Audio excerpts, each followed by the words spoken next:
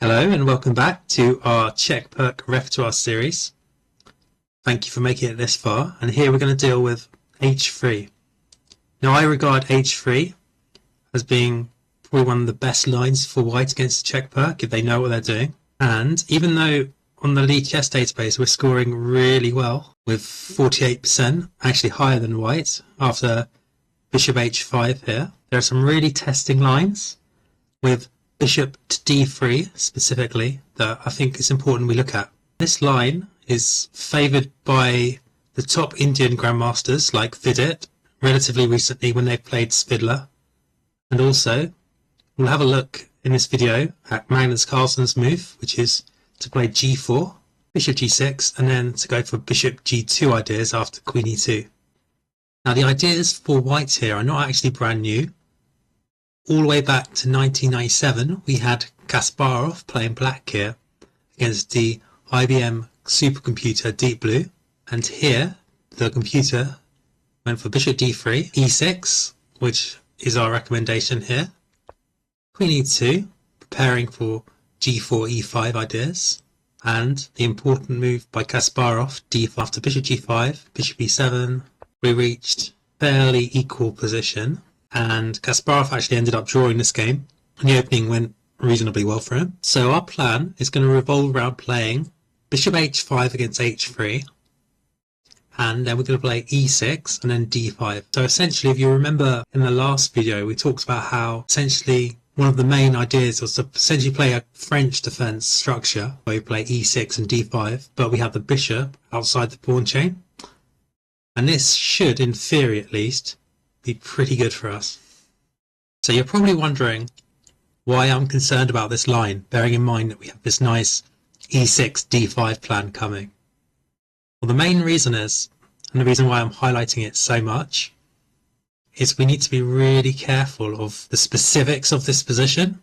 So in most lines of the Czech Pirc, we can get away with basically relying on our knowledge of our plans, but in this particular line, specifically, let's say here with g4, bishop g6, white actually has 3 or 4 different ideas, and each one needs us to specifically look at the position and try and play the best move. Because if we just play on autopilot here, we play the wrong moves, we can get into a lot of trouble very quickly. Because white's idea of h4 followed by h5 can be very dangerous. Also, white's plan of just playing e5 can be very dangerous. Also, white's plan of knight h4 at some point here can be pretty annoying. Now, white isn't threatening really to do any of these things right now, but as we're going to see, bishop d3. So we're going to look at a game Leko Mamedaryon just to show you how we play against this.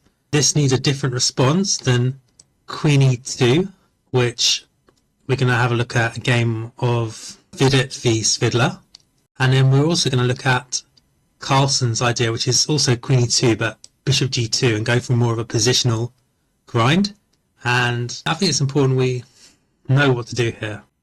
Now, a couple of quick things to note here is a lot of your opponents aren't actually going to play g4 or any of the testing plans. They're just going to transpose into what we looked at in the last video. So bishop e2 is very common here, bishop e3, those sort of moves, but they're not very testing at all, and we can just play like e6 and d5, or just essentially transpose into the last video. Also, if you're looking at these lines and you're not very confident about, let's say, having to defend the g4 pawn storm, bishop takes f3, even though it's not incredible and it scores, as you can see here, it scores slightly better for white. It's not too bad, and it's quite easy to play this for black. So you can just play e5 here, then knight d7, bishop e7, queen c7, and it's perfectly solid. So this has been played by a few 2600 players. Here, Zurab Azmaypareshvi, sorry about the pronunciation, got a win here. And, you know, even though white slightly better in the opening according to the engine, you can see The moves aren't too hard to spot and he ended up winning. So back to our recommendation of bishop h5. Let's have a look at this game between Peter Leko and Mamedaryon. So here, Peter Leko started with bishop d3 after e6. As you remember, it's our response against pretty much everything that white can throw at us here with the traditional d5 plan. Leko went g4, and we obviously have to go back to g6. And this game is quite interesting because it was a very well played game. 97% accuracy v 96% accuracy.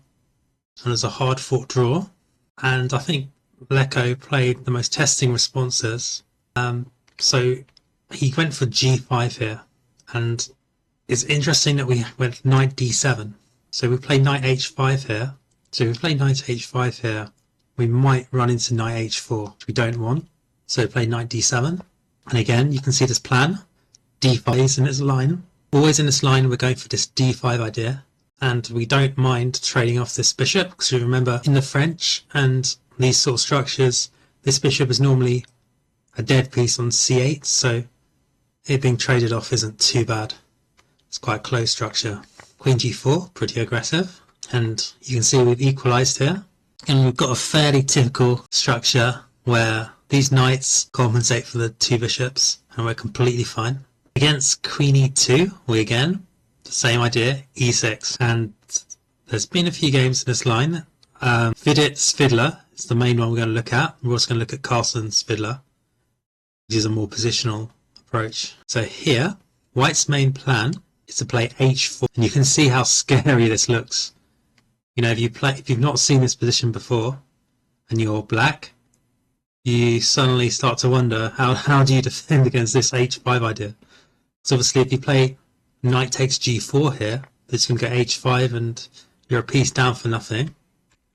And if you play passively, let's say you play like h6, you're in danger of just having a really cramped position. So what we're going to do, the key move for us here is h5, and the point is if he takes on h5, we're going to get a really nice position. It's going to take back. And the only real move here is g5, because he can't really defend the g4 pawn, so we're just going to take it. So g5 is the only real move. So go back to d7, bishop h3, putting pressure on us. And here we just develop. And again, we go with this knight a6 plan. We can see pieces are getting traded. Actually, here, black is actually quite a bit better. He's kind of outplayed Vidit to get here, which is really impressive. Now, a couple of blunders here by Svidler allowed Vidit back into the game, and he went on to lose. But the actual idea of h5 wasn't to blame, and essentially that's what we're going to do against it. Now, there is another idea where they don't go for this h4, h5 plan, and you can. It's probably quite important as it's how Carlsen plays it as white here. So we look at the game. It's Carlsen, Svidler. And here he goes for bishop g2. So he's not trying to go for a massive edge in the opening. It's probably like 0.3, but he essentially wants to try and get this knight on e5 and get a sort of bind on us. But we look at the way Svidler handles the position. He actually ended up getting a slight edge as black, which is quite cool. And the game ended up being drawn. So essentially against this line, we play this d5 move. And then we just develop. And in general, we should be completely fine. Now in this position, obviously h4 is the most testing and scary looking move to face. But white has tried a few other things. And probably the most dangerous looking move here is bishop g5. With the threat being both e5, threatening to win the knight, because of the pin, as well as a slightly sneaky plan, taking on f6 and then just playing h4, h5, trying to really cramp us. But here, we need to play bishop e7, and the point is, now e5 doesn't really achieve anything for white. We can just move the knight. And so, most Grandmaster games, bishop takes f6 is going to be played. We take back, and after h4, we can just play h5 again. h6 is also possible, but I think h5 to me looks the most combative. It's happened in quite a few Grandmaster games. And after g5, bishop e7, we're completely fine, and we're scoring pretty well in both Masters and the Chess database. So we're just going to develop now. We've got the bishop pair, should be completely fine. So in conclusion, just going to play e6 and then d5, and when they play h4, we're going to play h5, and we should be doing okay. Thank you so much for taking the time to watch. I really appreciate it, and all these lovely comments are really motivating for me. In the next video, I want to have a look at both bishop e3 and bishop g5, which we'll do in one video. Bishop e3 I think is very common. A lot of players play this, I find, in practice. So thank you so much, and have a great day.